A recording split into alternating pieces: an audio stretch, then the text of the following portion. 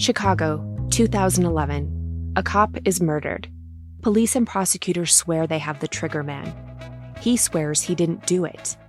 How far will each side go to prove they're right? Like it's just one bombshell after another, where you're like, what? The story of a PlayStation, a brain-eating amoeba, and the relentless pursuit of justice. Off Duty, out now. Listen wherever you get your podcasts. Howdy, howdy, ho, and welcome to Fantasy Fan Fellas. I'm Hayden, producer of the Fantasy Fangirls podcast and your resident lover of all things Sanderson. And I'm Steven, your bookish internet goofball, but you can call me the Smash Daddy. And we are currently deep diving Brandon Sanderson's fantasy epic, Mistborn. But here's the catch. Steven here has not read Mistborn before. That's right, hey. So each week, you'll get my unfiltered, raw reactions to every single chapter. And along the way, we'll do character deep dives, magic explainers, and Steven will even try to guess what's next. Spoiler alert, he'll be wrong. Newsflash, I'm never wrong. Episodes come out every Wednesday, and you can find Fantasy Fan Fellas wherever you get your podcasts. Hello and welcome to the Psych Legal Pop Podcast. This is a podcast where we talk about popular culture through the lens of an attorney and a therapist. I'm Brooke Brigham, I'm the attorney. And I'm Tess Brigham, I'm the therapist. And today we have a very special guest, a friend of the pod, a pod supporter, our Uncle Bill. Yay!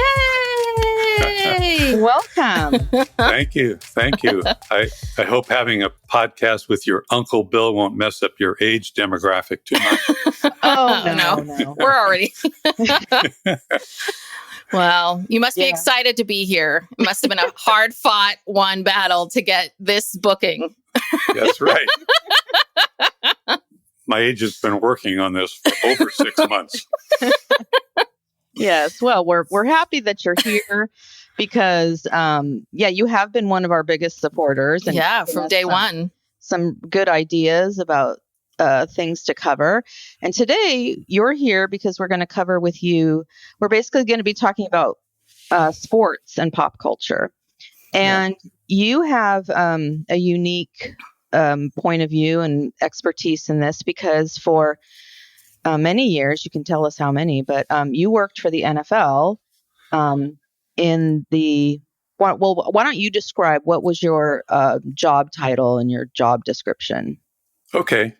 Yeah, it started in technically, I guess, 1985, but that was just like a summer consulting thing. And then in 1993, began full-time as the program manager of the league's substance abuse program. Then a year later, the union and the league signed a collective bargaining agreement. So there was one big program that they all agreed on. I became the administrator of that program in 94 and did that for 21 years. So it was a program that was agreed upon by both the league and the union. So everybody was on board with doing what they could to address issues of substance abuse and some related problems. So that's what the task was. Wow, I didn't realize it went back that far, 1980. It actually went back. There were little pieces of it, and we worked for the union first. The league wasn't interested, so we worked for the union. Then, when the collective bargaining agreement was signed, the union brought us in as the drug program. So it had been around for quite a while before it became official. Mm-hmm. And so what exactly would land somebody in your program? Like what kind of issues were you dealing with? And how bad did it have to be for a player to wind up there? Yeah, all players are tested once in the preseason for drugs of abuse. And it's referred to as the intelligence test because they know it's coming. So they can sober up. It's between April and August every year. And if you do not test positive for any banned substances, you're home free until the next April. Consequently, it's not a very good deterrent to continued use. But anyway, any illegal drug would be grounds for being entered into the program. So you test positive in the preseason, you're entered into the program, and you're in the program ordinarily for 2 years or 2 full seasons, whichever is shorter.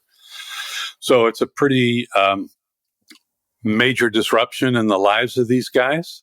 It kind of gets their attention, and it works for most of them in terms of getting their attention, and they're a little more careful going forward, either being able to avoid being detected or stop using altogether.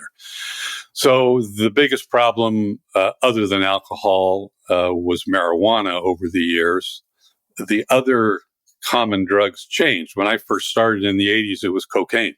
So marijuana and cocaine. Eventually, it became marijuana and illicit opioids toward the end of the time I was with the program. The other way that someone could come into the program is through public behavior. So a bar fight, a DUI, a domestic violence involving substances, that would put them into the program. They wouldn't necessarily be kept because it wasn't on the basis of a positive test. It would depend upon the evaluation. So that's the way they first come in. After that, there are many more steps we can talk about if you want. But the entry point ordinarily is testing positive for a banned substance. Excuse me. So 2 seasons sounds like a long time. Is that just me? That's a bit. I mean, that's not, because I've worked in drug and alcohol treatment programs. Like, that's not 28 days. Right. Exactly. Yeah. It's punitive. Yeah. It is a long time. And the average career in the NFL is 3.5 years. Yeah. So if you spend 2 years, and the other thing is that if you come into the program, if you further violate the policy, another thing we could talk about if you want to get into the weeds, if you further violate the policy and get suspended, then you're off the field. Someone else has your job for the 4 weeks you're suspended. You may or may not get the job back. So it can disrupt the plan that these guys have had since they were, 5 or 6 years old, wanting to play professional football. Yeah. So, what can you say? Like, what percentage of the league's players end up in this program at any point in their career? Well, the population of players in the program was never more than, say, 10% of all the active players in the league. Sometimes much less than that. So it was a small number. So steroids? Like a lot. Is steroids part of that too? No, steroids is a completely separate policy and program. So we just dealt with substances of abuse. And steroids is a whole other thing. And that was much more punitive. That was immediate suspension. The attitude being the assistant director of the players union once told me, I don't care if the guy across the line from me is high or hungover. I do care that he's on steroids. So they want their policy to be more punitive around steroids. It's a silly stance that he took, but that was kind of the way they looked at it. Then why, if they didn't care if someone was high, right? I mean, that's the whole joke. Like, yeah, smoke weed. Go ahead. Great. But I mean, if they didn't care if they were, then why so punitive? If they are smoking weed. Yeah, he was saying that he was a former player. So he was saying that from his perspective as a player, if you're hungover, I'm going to beat you. Yeah. If you're on steroids, you may well beat me. So that was his attitude from the perspective of players. But as the head of the union, he realized there had to be, it's public relations in some cases, right? We've got to say that we're doing something about this. Yeah. And the NFL program was, and still is, worlds away from the policies of other professional sports. Much better, much more extensive, much greater resources. It's changed a little bit in the last few years, but still pretty forward thinking. What did you get from the players in terms of my own experience working in drug and alcohol? It's incredibly rewarding on one end, but it's also incredibly difficult. It's sort of days are sort of one or the other. And what I found was that you would have these really rewarding experiences where save someone's, someone would be like, you saved my life. This, I'm so happy. This was what you said to me clicked. And then you have this other side of, which is, I always had such a hard time with, which is like people being so angry at you because you're trapping them in this program. And all of their anger and resentment of their entire lives, they sort of put it on you. Like you're the reason. And then they're pissed at you because you Right. quote unquote took away their drugs. And now you're being the heavy and you're having to like enforce all these rules. So what did you get? I mean, I'm just curious. I'm sure you got a gamut of things, but for the most part, were people happy? Were they like, okay, I got it. I'll change this? No, I think the majority were resentful and ticked off. It interfered with their life. They had to go meet with a therapist, blah, blah, blah. And they also had to provide urine samples. Forget the frequency now, but several times a month, unannounced. Mm-hmm. So the collector calls you and you've got, 4 hours to produce a specimen. So it's disruptive. So most of them responded that way. But there were some that said, this is better. I need to focus on football. So I got to put this stuff away, at least for a while. Mm-hmm. Because marijuana was the most common drug of abuse that was identified, these guys come in and say, what is the big deal? Yeah. They come from a culture it's legal where in some places. yeah, I mean, back then it basically primarily wasn't back in the day, but eventually it obviously became that way.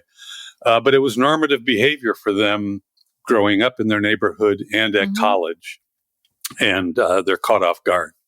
Yeah. So there's resentment, there's some resignation. Okay, maybe this is a good thing for me. So it was, like I say, it was a gamut of reactions. So the cases where there was like an overlap of drugs and domestic violence, did they get also domestic violence counseling? Did they have to address that, or they just address the drug issue? Yeah, if it was, there's another program I should mention. That's the personal conduct policy that the league has that would cover things like domestic violence and other behaviors. So sometimes they would get split out. We would deal with them around the substance issue, and the personal conduct policy would deal with the DV stuff. Get them in a program for that. Maybe their partner or spouse is involved as well, depending on what the situation is. So it was, there was a real variety of services that were available to these guys, whether they wanted it or not, coming from these different policies: substance abuse, steroids, and personal conduct. Mm-hmm. Yeah. Well, I think I want to talk to you about Taylor Swift and Travis Kelce. Let's get to what's really important. Yeah, Let's get to there's a segue. Yeah, no, culture. I'm very interested in this. Absolutely.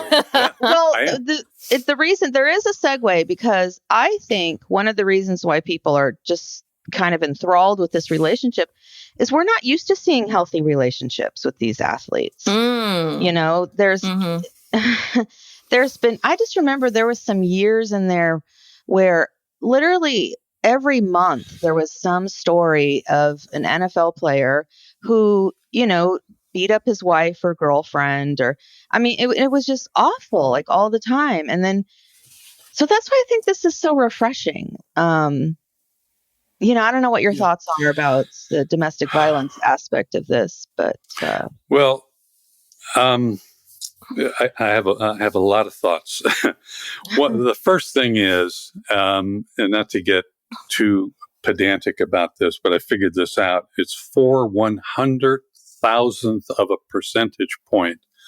The players in the NFL as a proportion of the population in the United States. 4/100,000th of 1%. So we're talking about a tiny number of guys compared to the whole population. That's one thing. The other thing is that, I saw a lot of guys with healthy relationships over the years. Sometimes their partner, their wife, whatever, was the person that was the key to their success in terms of dealing with the problems that they had. Sometimes it was a mother, quite often a mother or a grandmother. So it was more common than not that I met guys that were in those kinds of healthy relationships. That doesn't sell newspapers, though, right? And so you get these cases of guys who, if I behaved the way some of these guys did, either DV or DUI or whatever it might be, nobody would ever know about it except my family, and the local police. But because of who they are, this stuff gets promoted out there pretty widely. Yeah. Having said that, the kind of relationship you're talking about with Travis and Kelce, it was a nice story, a nice wholesome love story, I guess. And it's good for everybody, I suppose. I mean, obviously it's good for her. It's good for the NFL. So yeah, their viewership increased like 400% or something. I looked up, where to put that? The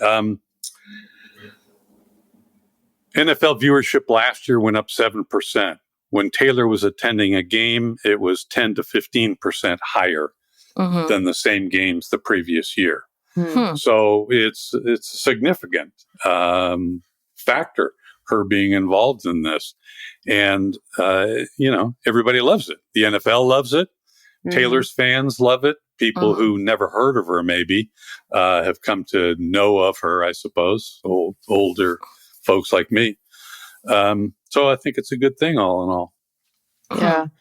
And also, Travis Kelce, he's pretty vocal about, I don't know if I would say political things, but he's a spokesperson for Pfizer, the vaccine manufacturer, which could spark some people's ire. I don't know. I mean, yeah, the football players, I don't know. Are they more now maybe willing to go out on a limb and, get more political, do you think, than in the past? I think maybe a little bit. Part of it is probably social media, right? That if they have various social media accounts, they can just throw a comment up there, sometimes unwisely. Sometimes it can be real influential. So I think because of that, otherwise I don't know that they're any more interested in politics than players were 20, 30, 40 years ago. Yeah. But I think through social media, they get their views out there on whatever. And sometimes it backfires, right? Yeah. I think they're such an interesting couple because have we ever seen an NFL player with someone who's 15 times more famous than them? Right? If you really think about it, like when all of this started, Travis Kelce, Taylor Swift, I mean, she has so much more money. She has so much more fame. She has so much more power. And normally, NFL has been always seen as this very macho, men running into other men and colliding into each other as opposed to a lot of the other sports. And we don't see a lot of that. We haven't seen a lot of big name football players, especially that are connecting. And it seems like he's very supportive of her. And it's this, I don't need my ego. I don't need to be the more famous one. I don't need to be, I don't need to be the wealthier one. I can make I can make a friendship bracelet. Yes. Right? Yeah. I'll travel around and go to your shows and I'll do these things for you. And okay, great. And now, I mean, I think some of it's changing how our world is changing and maybe catching up to where our world is today. But I think they're not sort of your typical what we've seen in the past. Yet there is this very kind of Ken and Barbie kind of like cheerleader. You know what I mean? There is that piece of it, but they're different. Yeah, but she's a cheerleader with, I had to look up all this stuff, 282 million followers on Instagram and 92 million on X. Yeah. The only other couple I could think of, and it's not the same because I think he was still the bigger fish, if you will, is Tom Brady and Giselle.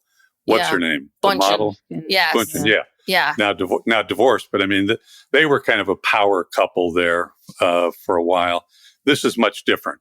Yeah. Because of who she is and what she can command in terms of attention and followers and all that.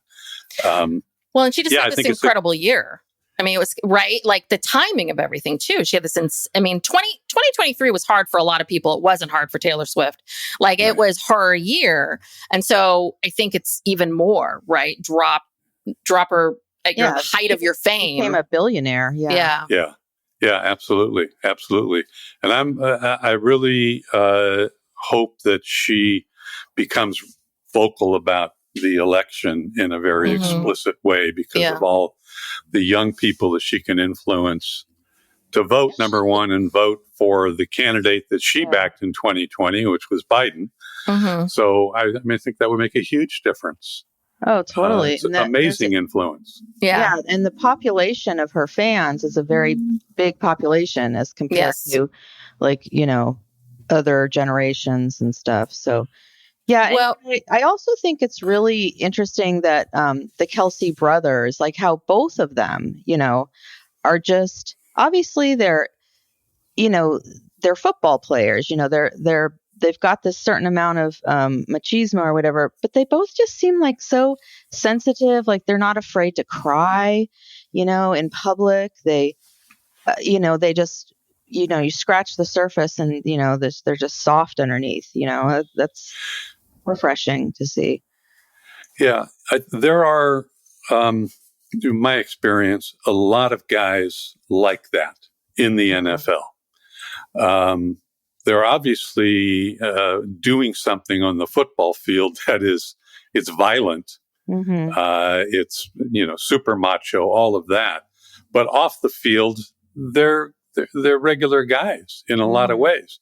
Now they're well paid. Many of them are famous, and all of that. But, they're just guys who are, some of them very pleasant people to be with. Yeah. But they're not the face the way, to your point, the way the Kelce brothers are. And then you throw Taylor in the mix.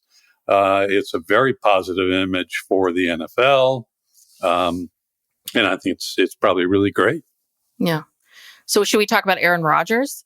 What's going on there? Is he going to be running? Is he running for something? No, is he being tapped to be a vice president or something? Well, I just saw this morning that RFK Jr. has selected his vice presidential running mate. It's not Aaron Rodgers and it's not Jesse Ventura.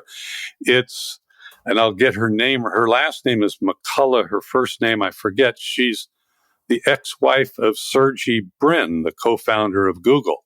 Oh. And she's a lawyer. She's got some company. She's very, very wealthy. She gave millions of dollars to the RFK campaign, which kind of helps you get a gig. Yeah. Is that how you get that gig? You want to get in there. Yeah. Right. I think it's how Pence got in, didn't he? So this woman who allegedly had an affair with Elon Musk after the divorce from Sergey Brin, but she denies that. And Musk denies. It's a real seedy kind of situation. Oh, Silicon Valley. Ooh. Right. But yeah, Aaron Rodgers, he's a fantastic football player. He's just from outer space. His ideas, his values, the statements he makes, they're dangerous, right? The whole vaccine, anti-vax thing was dangerous. And, he signed a contract for $100 and something million before last season. So we'll see. How old is he? I feel he's 40. Oh, okay. Why is he still playing? Well, because he got hurt very quickly, right? So so I assumed that once he got hurt that, okay, this team's not going to want to have him back, but I guess so. I wasn't really paying attention to. Yeah, because otherwise, he's got a lot of guaranteed money. So, he's got to play. If they say, we don't want you, they still got to pay him. And he wants to pay and they want him, he wants to play and they want him to play. Yeah, he hurt himself on the third play of the very first game. It was out the entire season. Way to go. But, he's, and there are some other guys like that.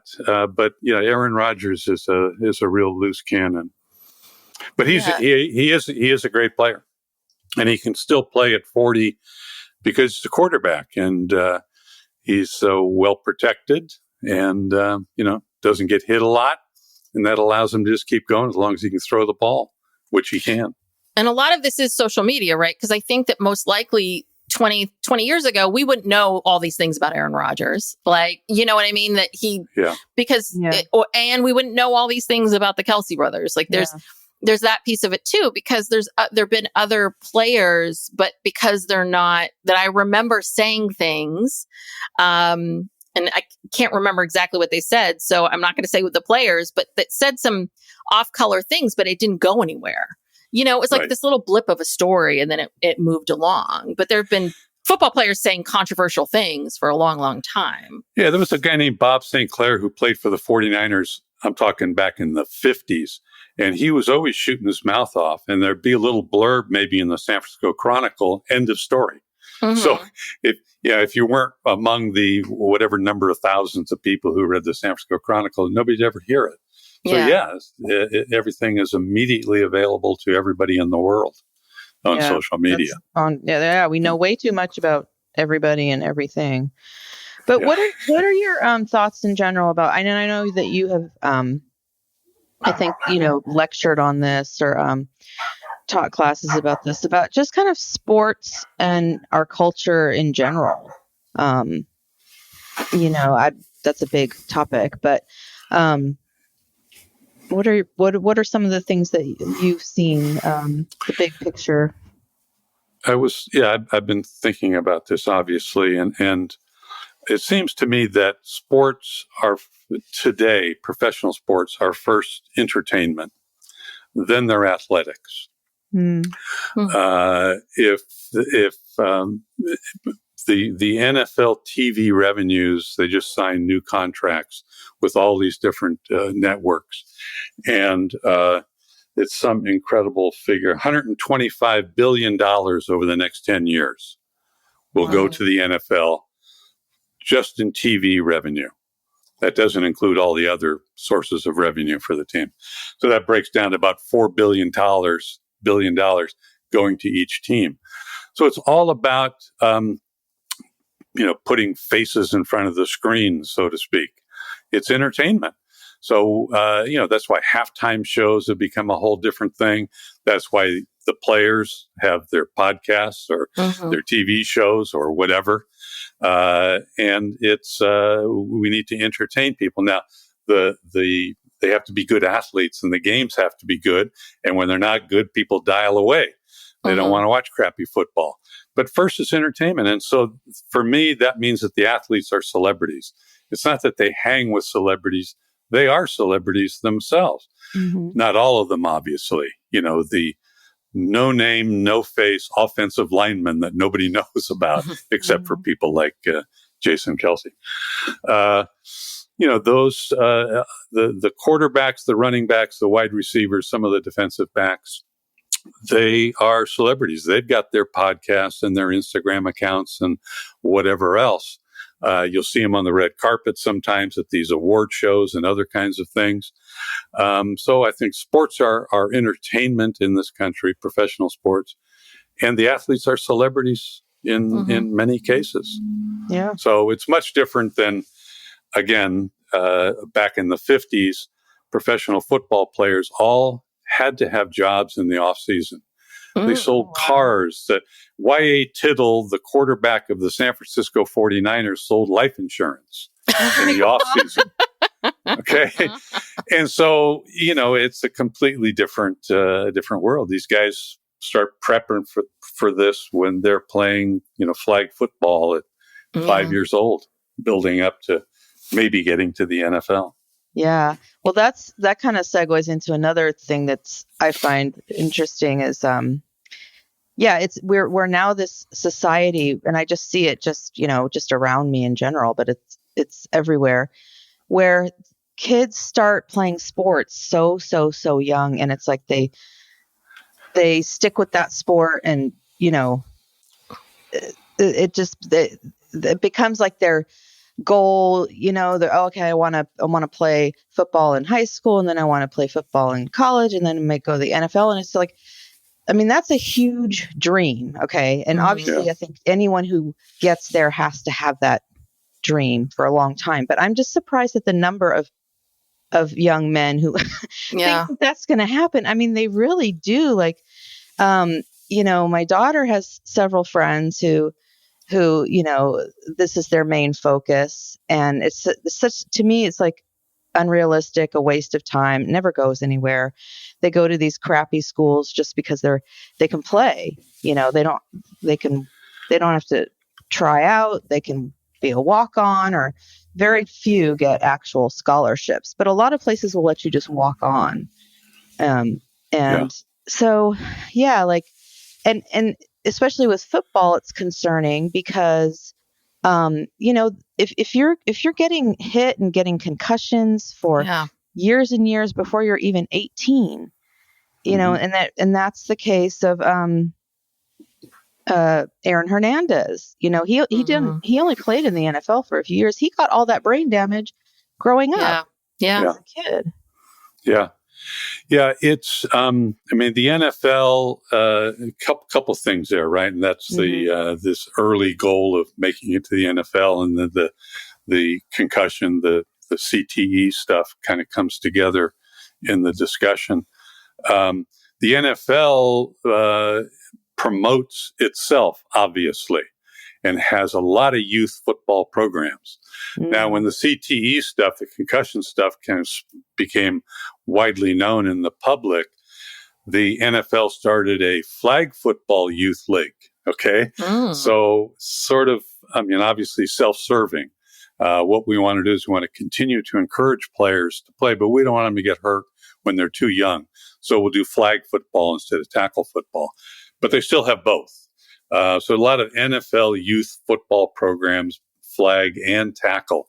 They have outreach programs in Africa and other countries where they're teaching people about football who have never played it before, in the interest of attracting more people to eventually try to come to the NFL. So it's a self-perpetuating machine. The NFL is in that way, the way they promote themselves, provide avenues for people to come into the NFL, while virtually none of them are ever going to make it there. And when they do make it there, they've got an average of career 3.5 years. Now, the minimum rookie salary is $750,000. So if I make it and I play 1 year, I got $750,000 in my pocket, which is not chump change. But and then it goes up each year, regardless of how good of a player you are. If you stay in, it gets up to over $1 million by the fourth year.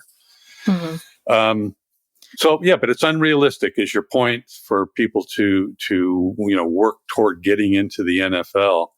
And the thing about walk-ons at college, of course, is that there's no support for them there academically, right? There's no scholarship. If they make the team, then okay, you got to figure out how you're going to stay here in school, how you're going to pay for it.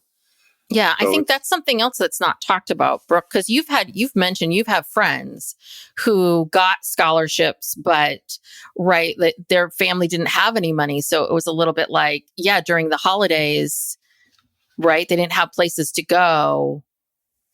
And they didn't have a lot of, they had support while school was happening, but they didn't have support outside of it.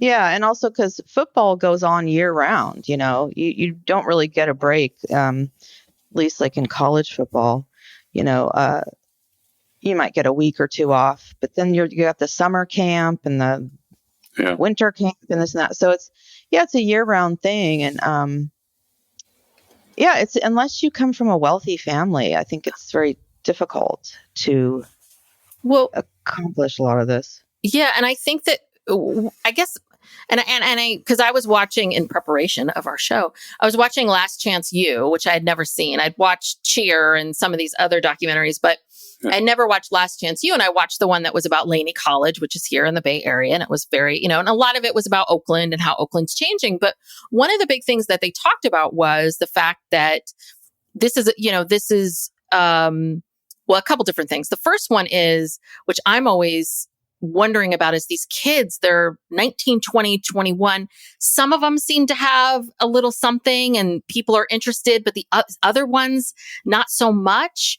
And it's a little bit of, I guess I'm wondering, like, I'm looking at these kids going, I understand the dream, but what's your motivation? If you've been playing on this junior, at this community college for 3 years and you're not really getting anyone offering you anything, then why are you signing up for the 4th year? Do you know what I mean? I kind of feel like people that are superstars, aren't they? They're found, right? Aren't they?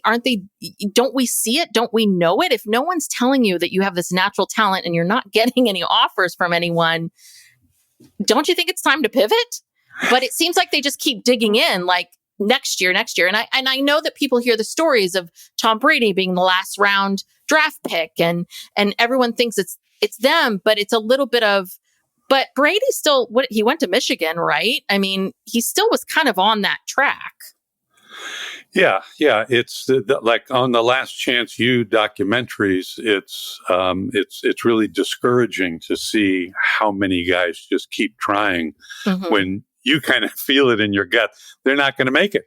Nobody's given them positive feedback here, and it's just it's an unrealistic path. But for many of them, this is all they've been working towards. Therefore, they've got nothing else. So why not just keep trying? Because I can't go to work as an accountant tomorrow. I can't, whatever. So they just keep trying until it's all over. We had guys who didn't make the draft. Their work, it was one guy I'd never forget. He was driving a forklift at Home Depot, and he got a call from a team. We saw your film and we lost this player. We could use you. They called him in, signed him. He plays in the NFL. That's, the one story I can give you out of the hundreds of thousands who just never make it.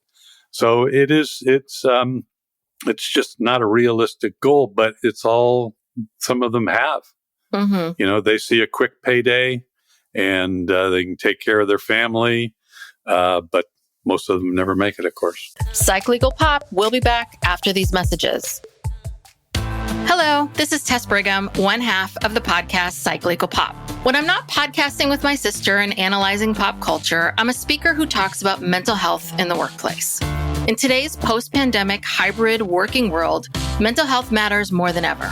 I specialize in empowering organizations to retain their valuable employees. I understand the unique challenges facing young adults in today's world, and I'm here to bridge the gap. So head over to my website, www.tessbrigham.com, to learn more about my speaking services and how I can help your organization reach new heights of success. Let's revolutionize your organization's approach to mental health and employee retention. Visit www.tessbrigham.com to explore how we can collaborate. Chicago, 2011. A cop is murdered. Police and prosecutors swear they have the trigger man. He swears he didn't do it. How far will each side go to prove they're right? Like it's just one bombshell after another, where you're like, what? The story of a PlayStation, a brain-eating amoeba, and the relentless pursuit of justice. Off Duty, out now. Listen wherever you get your podcasts. Howdy, howdy, ho, and welcome to Fantasy Fan Fellas. I'm Hayden, producer of the Fantasy Fangirls podcast and your resident lover of all things Sanderson. And I'm Steven, your bookish internet goofball, but you can call me the Smash Daddy. And we are currently deep diving Brandon Sanderson's fantasy epic, Mistborn. But here's the catch. Steven here has not read Mistborn before. That's right, hey. So each week, you'll get my unfiltered, raw reactions to every single chapter. And along the way, we'll do character deep dives, magic explainers, and Steven will even try to guess what's next. Spoiler alert, he'll be wrong. Newsflash, I'm never wrong. Episodes come out every Wednesday, and you can find Fantasy Fan Fellas wherever you get your podcasts. Well, yeah, and it's so ingrained in our culture, in our school system. I mean, it's like Friday Night Lights. I mean, I don't care where you are in this country. Friday night, it's football. And, my daughter was a cheerleader, so I had to go to all those football games. And even I got into it, because it's this communal thing. Everyone gets together and, that's just so much a part of our culture. And so, you get that adoration, if you're a good player in high school, you get that positive feedback. And then, it becomes like the sunken cost fallacy, at a certain point where it's like, I've invested all these years in this. And maybe if I just keep going, if I play one more year, something will happen. Yeah. And what in the Last Chance U, one of the teachers was talking about how you look at this at Laney College. She was saying, even though you all get special treatment here, right? Even at Laney College, they're special. So I can see the drive and desire of you're very, very special and important in high school. Then you go to college and you're very, very important and special. And that to leave that specialness to go, okay, I'm going to go, let me try to focus on building a business or being an accountant or any of these other things. I can understand that that's not where they want to go. But at the same time, it is hard. It's heartbreaking that the Last Chance U was a tough. I mean, I had a gamut of emotions, and then you see how much these kids are dealing with. And then the other layer, I didn't watch the other seasons, but the other layer of it was just the Bay Area and how incredibly expensive it is to live here. And the fact that Laney College, once upon a time, was a place that a lot of people could go to, and you could live in Oakland and you can afford a place. But all these kids, they're driving in from Stockton. They're driving in from hours and hours away just to play at this one school, but no one can afford to live near the school. So they're taken care of in a lot of ways, but they're not taken care of in other ways. And actually the things they actually need more than they need of these other things. There's another element to this in the colleges and in terms of educational pipeline, and that's what the colleges get out of this. And that's all the TV revenue that the big schools get from football. And of course, none of that went to the players up until the last several years when the name, image, and likeness ruling came down, where a player in college can promote the local car dealership and get paid by them, or be a spokesperson for whomever. Their likeness is used in an ad for the college; they get paid for it. And now there are these collectives, these donor collectives at major colleges. They're well-heeled alumni of the colleges who put whatever. Each of them puts $100,000 in the pot. And that money gets filtered out to various players on the football team for different things that they do. Again, the whole car dealership, that sort of thing. So there's a motivation for the colleges to attract these guys because that's going to bring in TV revenue money for them, money that actually helps support, the women's lacrosse team, for example. So it's a good thing in that way that it gets spread out a bit. So it's incredibly intertwined, money and benefits and all that. And at the colleges, the players' college education is down the list there a ways. Yeah. And that's why most of them don't graduate from college. Yeah. And that's that was the other thing you see in Last Chance U. It's like how, and you feel for some of them. One guy was a father of two, and you understand that, but the they had to keep the academics up, but at the same time, they don't really have a lot of time for academics. Like it's not exactly, and it seems like they were maybe getting some help. They were getting tutoring and other help. But I mean, the thing is that I had one client who I think had probably the healthiest way of thinking about it, because he played football all through high school, like up at 5 a.m. every day, did that for years. He went to college. He was like, I was good enough to play in college, and he played a 4-year university, big school, but he was like, but I'm never going to make it to the NFL. And he knew that. He knew. And basically for him, it was, I got up every day at 5 a.m. in high school, because that was the only way I was going to get to college and have it paid for. And so when he left, he had a very, he knew there was no dream, but he has NFL player friends. Like he would tell me about going to this party and that part, like bachelor parties and all this kind of stuff for his NFL friends. But he he very much saw what it was for. And I was interesting just watching Last Chance U. I'm like, I'm not seeing any of those kinds of, those people who are like, listen, I have this talent, but I also don't have the money to go to college. So let me play but I can get a free ride. And you don't see a lot of that. I mean, maybe they aren't, maybe they're there. They're just not part of Last Chance U because they're not very interesting television. But I would think there would be more of those kinds of people, but maybe not. I've seen a few guys come out of that Last Chance U thing, make it to the NFL, but they're the rare exception. Most of them, of course, never make it. Yeah. Do you have any idea, like the statistic of how many college football players actually graduate? Oh, it's below 50%. Really? Wow. Yeah, I had it. I didn't know it was that. I had it somewhere. Yeah, it's low. It's low. Mm-hmm. And in other sports, the NFL changed their eligibility requirements over the years. And so you have to use up all 4 years of your college eligibility before you can be drafted. Doesn't mean that you graduated in those 4 years, but you have to use up that eligibility. In the NBA, you have to be 1 year past your high school graduation date. That's it. You don't have to go to college at all. Major League Baseball, you have to be a high school graduate.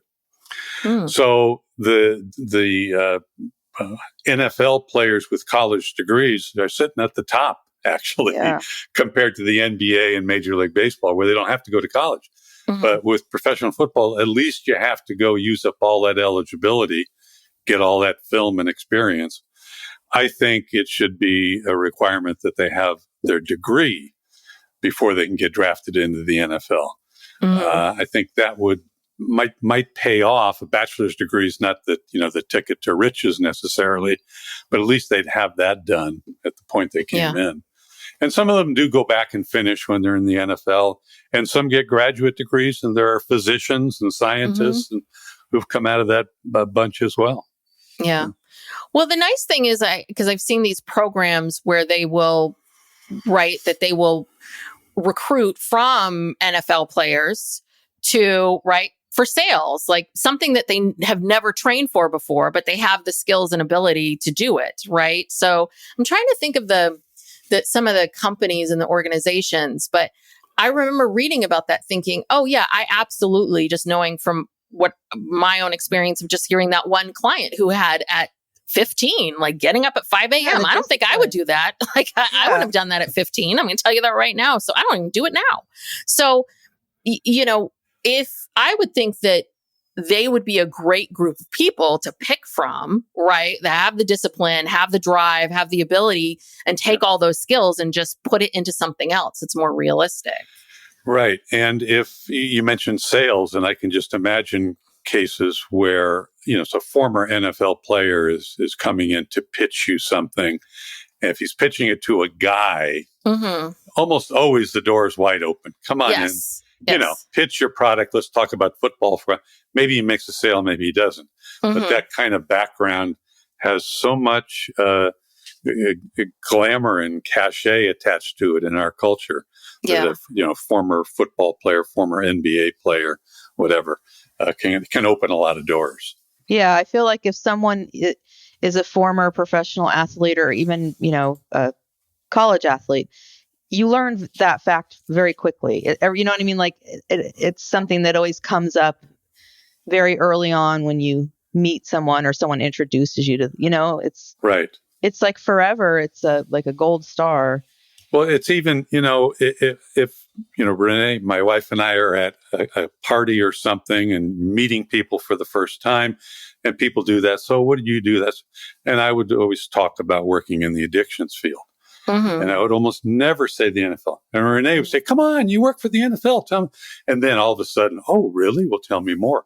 Yeah. It's the same thing as, you're talking about, Tess, working with clients in substance abuse. It's just, there's this cachet again associated with all these guys. So you were the program administrator. Did you work directly with players, or what was your? Were you ever involved at any point in your career with like directly counseling people? Not counseling. We had a team of therapists around the country in each team city and in a lot of other cities where players would often be in the off season. Psychologists and addictions counselors and psychiatrists in each team city as well. And then I oversaw and managed all that. The two things I did directly with players were that each year there's a rookie symposium or rookie orientation where all the drafted players come together to get this orientation. And I would make a presentation and do workshops with them there. And the other is that at each team, all the rookie players had to take a series of classes. One might be financial literacy or whatever. And so I would come in and do the substance abuse class with that class of rookies each year. So that was my direct contact with them. And did they find, I'm sure, because I know that this has been something that's the financial literacy has been introduced over the years. So in your time there, because you were there for so long, did you see once we started doing these workshops with them and talking about financial literacy, talking about drugs and alcohol, that things really, the ones that got it, and it did change things? Yes, because in regards to drugs, they didn't really understand what the policy was and what kind of trouble they'd get into. So part of what we were doing was telling them how that worked and what they needed to do to stay clean. We also talked about the effects of drugs on athletic performance, that kind of thing. So yeah, it did make a difference, and it did get the attention of a lot of them. Let's say not all of them, certainly. Yeah. Well, if someone has, that's the thing, right? While it may seem a little ridiculous to only test people here and there, I do think that just me, but I do think that tells you a lot about where someone's at, because someone who does not have an addiction can say, okay, I'm stopping. Or even, when I worked in drug and alcohol, we had the military contract. So I work with a lot of military guys. It's very similar than the NFL in the sense that it's a lot of people go into the military, especially during the time I was doing it, because this was 2009, 2010. So we had a war going on. So a lot of them were coming back from Iraq and Afghanistan and such. So a lot of young guys, they will join the military because it's the only thing they can do. They have there's no other way to go to college, and they're struggling in their own lives. A lot of them had addiction problems to begin with. And then they went into the military. I've lost my train of thought now. What was I talking about? Oh, about this is what happens. This is like elder lapse. But shoot. I've really lost my train of thought. Let's cut this out. I'll see cut this out. What was I talking about? I'll write this down. I can't remember. Well, yeah. One of the things you said was that as somebody that does not have an addiction problem, that tests positive in the program, say, okay, well, I got to just stop this. We had a guy, household name, big superstar, came into the program for marijuana. You come into the program and sit in the program for 2 years, testing all the time, seeing the counselor, blah, blah, blah. Out of the program, first time there's testing again, he tested positive. He was in the program maybe 4 times over the 20-some years I was there. Wow. Because he would stay in the program, no problem. I'll do your thing. I'll play your games. We'll go along. But when this is over, I'm going to smoke dope.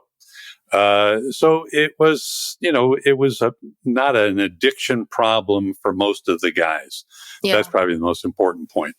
At least with marijuana. The painkillers later on, and alcohol is a different story, probably. But with the painkillers, right? I'm sure, a lot of people started on painkillers when they were prescribed to them. So what happens there? You have someone who's maybe testing positive for opiate use, but they're like, oh, I have this injury, or I have this, or my doctor prescribed it. What happens then? Even though they may be abusing it. If they have a prescription, end of story. So they've got a prescription. Most of the time, though, they got these from somebody else on the team. because, a lot of them had these prescriptions. So the guy that doesn't have the prescription takes them, because he's got some pain from playing or whatever. That was the most common, or they bought it on the street. Because they knew that it would do the job for them, and they don't want the team doctor to know that they've got the team coach to know that they've got this problem, because they want to play. Yeah. And so if it's clear that they're disabled in any way because of this pain, that's going to put them on the bench. So they go to the street, or they go to their buddy at the next locker and say, give me a couple of those pills. And then they test positive and they don't have a prescription. So they got to deal with it in the program. So, but you can have a prescription and still be abusing it. But I guess my assumption would be that then it's about where can they get prescriptions from? Like I assume that there's one team doctor or a few team doctors that decide who's going to get prescriptions or not. Yeah, there are 2 or 3 team doctors. They tend to be orthopedists, so they're not specialists in addiction, obviously. But they can go to their own. They can go to any doctor they want. Okay. They can go to some pill mill and get that's some what I'm Oxy. saying. Yeah. So did you ever have anything like? Did you ever see that where someone's like, "Oh, this guy's got a note, but Jesus, like this doesn't seem good." No, I don't know that we ever, got uncovered something like that. It would just be that the guy tested positive and he's in the program. So, okay. So. Well, so what do you think? What are your thoughts on the future of the NFL, especially given all the stuff we know now about CTE and studying the brains of all these deceased players? I mean, because a lot of people now they are not letting their boys play football, because of all of this. And I don't know, are we just going to put our heads in the sand and just keep going? I don't know. Yeah, I think largely that heads in the sand. There's new helmet technology that, supposedly is more protective. When they're practicing, they're putting on a big cushioned thing on top of their helmet. So you get added protection during practice. But offensive linemen and defensive linemen are, they're hitting each other every single play of every game, beginning, like you said, at a young age and into adulthood. I think it'll continue to be a problem. The NFL is not going to go away. The NFL is going to continue to do whatever window dressing they can do to make it look like it's not an issue. And I think that those parents that won't let their kids play football are probably, and I have no idea what the numbers are, but probably a pretty small minority. And I think there'll always be a pretty full pipeline, from the state of Texas alone, into the NFL. So I think it'll continue to be a problem, notwithstanding, the tragic results that we've seen with some of these people. Well, and I think also it's a lot of privilege, right? To be able to say, well, I'm not going to let my kid play football if maybe this is the only way they could go to college. Right. Right. Well, I mean, yes. For some, can imagine for some of these kids, right? This is their only, same thing with the military, right? This is their only shot. There's there's just no way they can do it. And I've worked with enough clients who have support themselves. They might live at home, but they work at Starbucks and they're going to school part-time. And I watch them, and that's a rough road, right? Taking 8 years to get their degree and just, living at home and scraping by and trying to balance it all. And so I can imagine if I'm a kid and I have some talent and this is the only way I can go to college. Yeah. Right. Like you think you're invincible. So, I get knocked around a little bit. 65% of the players in the NFL are Black. They don't all come from impoverished backgrounds, but a lot of them do. Just, do the statistics on the way it breaks down in America. And so, I'll take my chances on a concussion. If I can make $1 million payday and take care of my family, I think that's the attitude for a lot of them. And the parents who are having their kids go to some other sport or whatever may well be, like you say, the people that I'm going to pay for their college. They don't need football Let's put him on the skiing team. Tennis, skiing, That's golf. Right. Yeah. Cheer, gymnastics. Cheer. Yeah. Oh yeah, that cheer. Did you both watch Cheer? The Netflix. Yeah. Oh my gosh, that was it was. I mean, the first season was so crazy to watch, and it was so amazing. And then the second season, watching just how Fame really just blew everything up, and the fact that people started putting things together, being like, wait a second, this is a 2-year junior college. Like, wait a second, hold on. How long are these people here for? Yeah, they've been there Is for this your 6 fifth year? years. Yeah. You know, Yes. and then at the end of the second season, you realize, wait, hold on a second. They're competing against one other team. Do you know? It's like, is this Right. 2 junior colleges in Texas that are sacrificing their entire lives to win this one thing? I thought that was so bizarre. Just And so I had- bizarre. I People had moved there from out of state Yes, to but go there. They're competing against one other team. I'm like, are there other teams and we're not seeing it, or is it just these 2 that are like Trinity and this other college that are after each? I was had so no weird. idea it was anything that extensive. It was just fascinating. Mhm. A factory, Mhm. producing these cheerers. What do you call them? Cheer Yeah. people. Well, and speaking of injuries, I mean that. Yeah. Oh my yeah. God, that was frightening. Every time, I mean, they've got these girls like up in the air, and I'm like cringing every time. I'm hoping that she's going to land safely, but a lot of times they don't. And They don't. You saw it. Yeah. I mean, it was horrifying. And again, my daughter was a cheerleader. She had several concussions and Really? injuries. Wow. Yeah. But not from the first concussion. Wasn't from. No, the first concussion, she fell like in the quad, horsing around or something. But when she was on the team, she got a concussion, Mm. and she also like twisted her ankle. And then at a certain point, she was just like, "I'm done. I'm out of here. I'm not going to do this anymore," because they would. Again, it wasn't just the sideline cheering. They expected them to go to these cheer competitions, just like you saw, Yeah. and do all these tricks and and it's like, for what? Why? Mhm.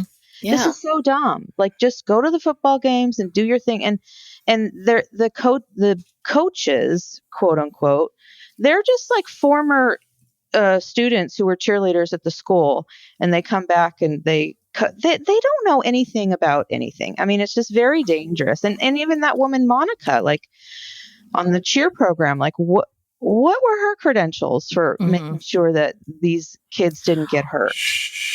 Well, Yeah. I mean, she was a former cheer person, right? Yeah. But she wasn't a, trainer, orthopedist, sports doc, none of Yeah. that stuff there. Well, and I also think when you take on the role of coach, right? And we see this in The Last Chance U, I guess it was Coach Mike Beam who was the coach. And it's interesting because you see someone like Monica. Monica had a lot of inappropriate relationships. Like, you should not be having so much drama with the people that you're that are part of your group. Like, you shouldn't be part of this, Monica. And so Yeah. it seemed like she couldn't set really good boundaries, right? You watch someone like Mike Beam, who really knows his stuff, and he knows how to be a coach. But I was watching Last Chance U, and I'm like, God, this seems rough. Mike Beam, who seems like a nice guy, is like, what the fuck are you doing? Get out of the fucking, every word is fuck. Get out of the fucking way. What are you fuck, and then Yeah. what are you doing? And then it's like, and then they score, and he's like, yeah, fuck yeah. I mean, but I'm wondering Yeah. the whole time, I'm like, is yelling at them like this really effective? Like, is this really how, I see that you're a good coach and you seem to care about, you care about all these kids and you're telling them the right things, but like, really, but then he becomes a new person when he gets out on the field. I mean, I'm like, these kids are 18, 19 years old. I mean, they're just taking it. Yes, sir. Yes, sir. Yes, sir. Yes, sir.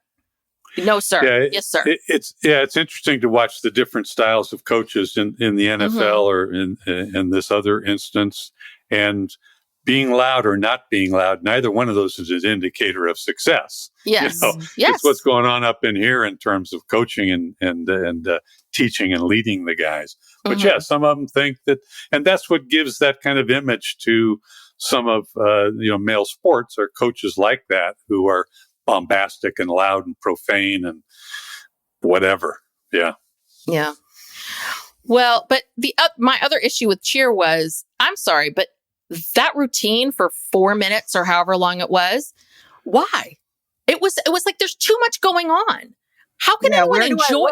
Where do we look? It's loud. It's in your face. And so I'm like, we're all killing ourselves for this, for something that's not even like, it's not even really, is it art? I mean, do you know what I mean? It's like, it's confusing and it's loud. And if someone presented this to you as a show, you would be like, okay, this isn't working. This is too much, too much. So stop, so you do start to think, but then that becomes the standard. And how bastardized it becomes. Like, then that becomes the standard. Right. Now we have to keep upping it. And that becomes the standard. And it's just louder and more chaotic. And I don't know. Well, I just didn't understand. Yeah, it can lead to things like Ryan Gosling singing the Ken song at the Oscars, right? I mean, how many people were on that stage and what were they all doing? Yes, that's true. That's true. Yeah. There was a lot to, I guess in our world that we live in today, we have to keep, because people are our attention spans are 8 seconds now. So you got to keep it moving. Ryan Gosling in pink is not enough. It's not enough. We need lots of flash and and we need cut out pictures of his face, and we need, aerial shots and all that kind of stuff. But anyhow, yeah. I'm not sure what the career path is for cheer, but I mean, it's good physical exercise, but seems dangerous, like you say. Very. Yeah. But years. I mean, and then are they taking? I mean, that was the thing about this college. It's like, and are they taking one course? Because at least with NFL, these young kids on Last Chance U, you can see that there's somewhere to go. You're working towards something. With the cheer, what are you working towards? Right. There's nothing. Another championship. Yes, another championship. To beat that one other school. To beat down the road. Texas champion. I mean, I don't know. Maybe it's because we're not in Texas. I don't get it. I don't get why that would be so. I understand why it would be appealing while you were there at the school, but once you got your 2-year, you got your AA degree. Like, wouldn't you want to then move on? Like, start your life, right? I don't know. Maybe that's why that show was so successful, because it was so like just bizarre. Like, no one's ever seen that before, and it's like, what? This exists? And then, but once you see it and you get the gist of it, it's kind of like, okay, I don't need to keep watching this over and over. Well, and just how they imploded fame-wise. I mean, of anything really, right? Like the people that we thought, oh, you're not the person we thought you were. Like, oh yeah, you're really good at cheering people, but oh wait, you're doing some very dangerous things in the background. Yeah, there's not going to be a Netflix series called Chess. So you gotta get stuff like a cheer or whatever to kind of goose things up for the audience. Oh God! Eyeballs. Are we going to start getting some things on pickleball, like about these middle-aged people that are like, "This is my shot. This is my chance." I just saw somebody advertising pickleball. Some now C-list. 65-year-old celebrity. I forget who it was. Oh, really? It'll be, yeah. Yeah. It's going to be a thing. But it seems like a sport that it's like middle-aged people take up now, right? I know no young people that play it. It's supposed to be easier than tennis, I guess. Yeah. Yeah. No, I know a few people who play it, and they're in their 50s in one case, 60s in the other. Mm-hmm. So, it's older people. Yeah, pickleball. The name does not, it doesn't do it for me. It's not a very sexy name. But, that's the new Netflix documentary. It's an 8-part documentary.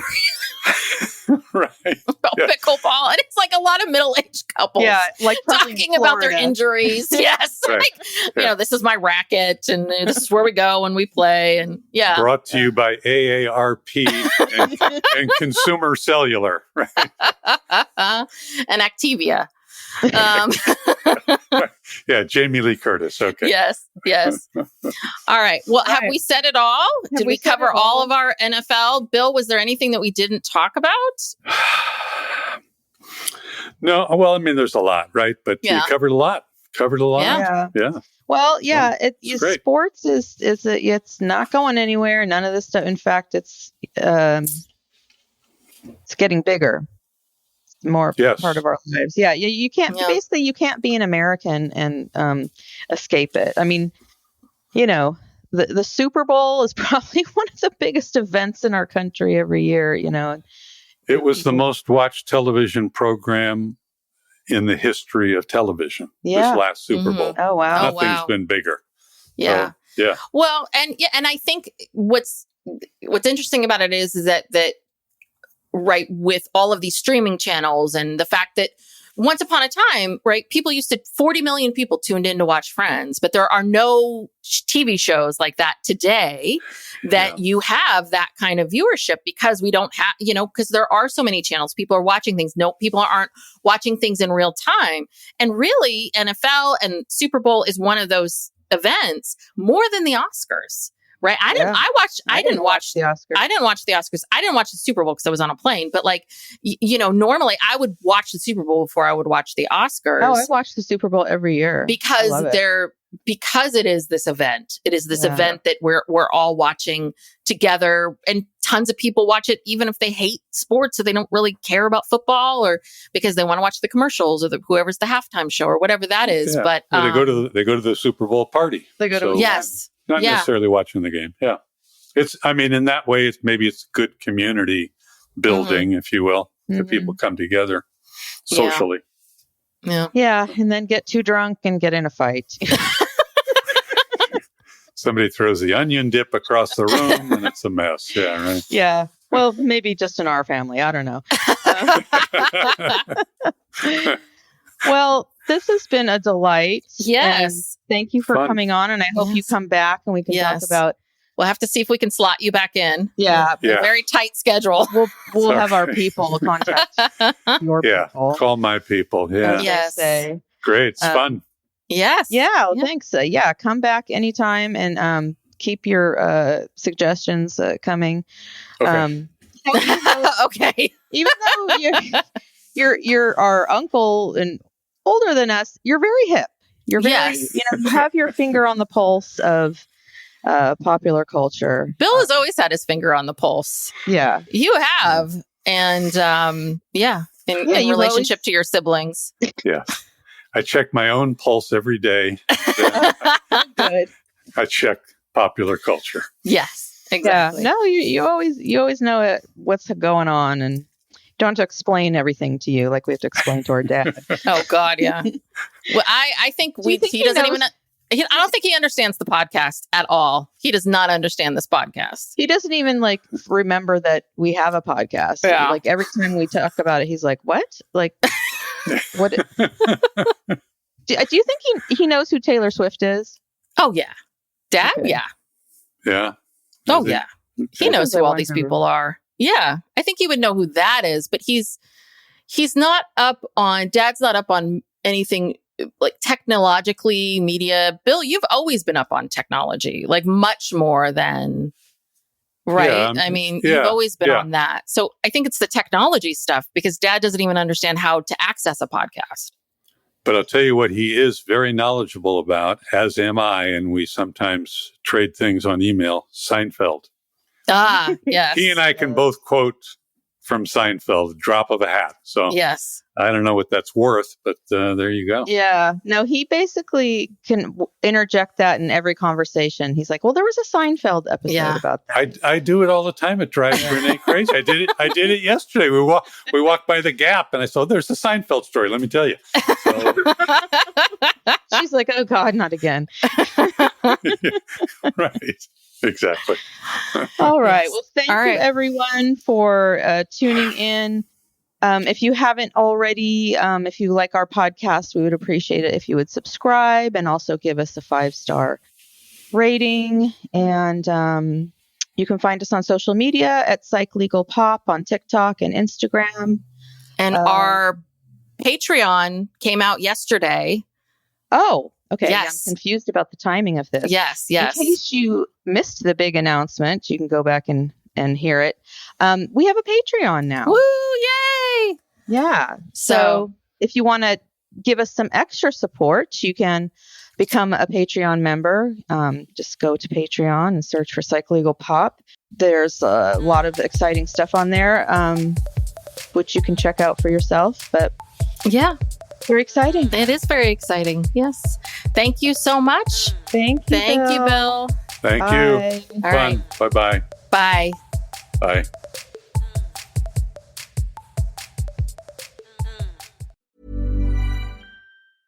Howdy, howdy, ho, and welcome to Fantasy Fan Fellas. I'm Hayden, producer of the Fantasy Fangirls podcast and your resident lover of all things Sanderson. And I'm Steven, your bookish internet goofball, but you can call me the Smash Daddy. And we are currently deep diving Brandon Sanderson's fantasy epic, Mistborn. But here's the catch. Steven here has not read Mistborn before. That's right, hey. So each week, you'll get my unfiltered, raw reactions to every single chapter. And along the way, we'll do character deep dives, magic explainers, and Steven will even try to guess what's next. Spoiler alert, he'll be wrong. Newsflash, I'm never wrong. Episodes come out every Wednesday, and you can find Fantasy Fan Fellows wherever you get your podcasts.